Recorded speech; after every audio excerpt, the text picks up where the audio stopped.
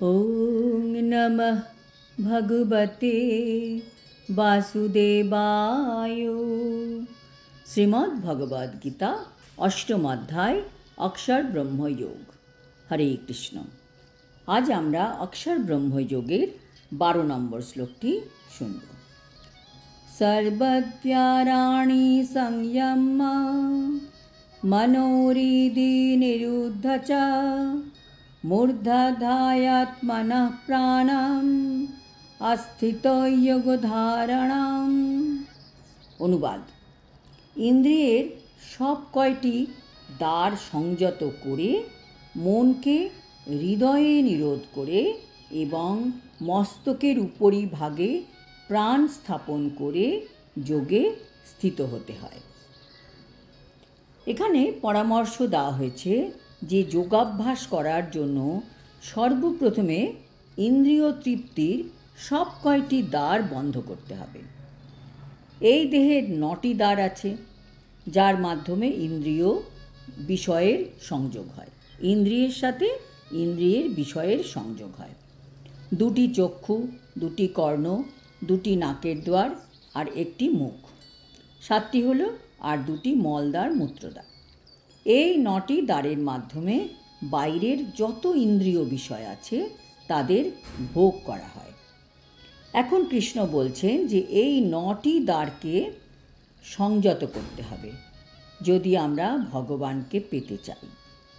যদি আমরা যোগাভ্যাস করতে চাই তাহলেও এই 9টি দ্বারকে কন্ট্রোল করতে হবে। এই অভ্যাসকে বলা হয় প্রত্যাহার, অর্থাৎ ইন্দ্রিয়ের বিষয় থেকে ইন্দ্রিয়গুলিকে সংবরণ করা।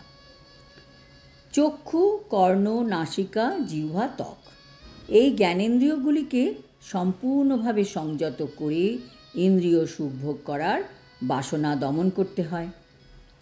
চারিদিকে বিষয় ঘুরে বেড়াচ্ছে বেড়াক, কিন্তু যখনই আমার ইন্দ্রিয় তাদের কাছে যাবে, তাদের ধরবে, তখনই আমার দুর্গতি শুরু হয়ে যাবে। সাময়িকভাবে এই সব বিষয় আমাদের আরাম দিতে পারে, আনন্দ দিতে পারে, কিন্তু পরিণামে সেটি আমাদের দুঃখই দেয়। এটি আমরা বুঝেও বুঝতে পারি না। ওই ক্ষণিকের আনন্দ নিয়ে আমরা মোহগ্রস্ত হয়ে থাকি। আমাদের বেশিরভাগ দুঃখের কারণই হচ্ছে এই ভোগ করার মনোবৃত্তি। আমি ভোগ করতে চাই, সেটা বাড়ি হোক, গাড়ি হোক, অর্থ হোক। এই তীব্র বাসনা আমাদের এই জেলখানায় আটকে রেখেছে। এখান থেকে মুক্ত না হওয়া অবধি আমাদের কোনো গতি নেই। আমরা এই দেহ দিয়ে সুখানুভূতি পেতে চাইছি। কারণ কি? কারণ আমরা এই দেহটিকে নিজের সম্পত্তি বলে মনে করি। কিন্তু একটি দেহে তো আত্মা যেমন রয়েছে, পরমাত্মাও রয়েছেন। তাহলে আত্মার যদি দেহের প্রতি এত অধিকার থাকে, তাহলে পরমাত্মার কেন থাকবে না? পরমাত্মারও দেহের উপর দাবি থাকবে। প্রকৃতিকে তো পরমাত্মাই চালিত করছেন, তাহলে আমরা এই দেহকে দাবি করতে পারি না। এই দেহের উপর দাবি হচ্ছে সম্পূর্ণ পরমাত্মার। কাজেই যোগাভ্যাস করার জন্য মন হৃদয়স্থিত পরমাত্মায় একাগ্র করতে হয়। তখন প্রাণবায়ু মস্তকের উপরিভাগে পৌঁছয়।